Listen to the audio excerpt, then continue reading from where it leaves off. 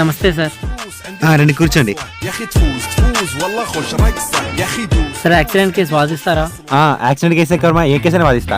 ఎంత అవుతుంది sir? Accident case కాబట్టి 30,000 అవుతుంది. సార్ నంబర్ చెప్పండి సార్, ఫోన్ పే చేస్తా. 69.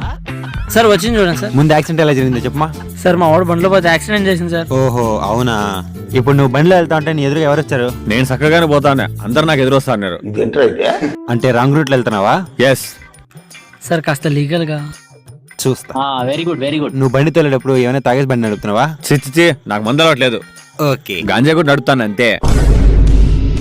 సార్ కాస్త లీగల్ గా. నీ బండి లైసెన్స్ సార్ ఇవ్వు. బండి నాదైతే కదా లైసెన్స్ రాసి ఉండడానికి. అంటే ఎస్ దొంగతనం చేసిందే. కాస్త లీగల్ లీగల్గానే కదా? అవును. ఒక నిమిషం నీ మూతం ఆపుకో.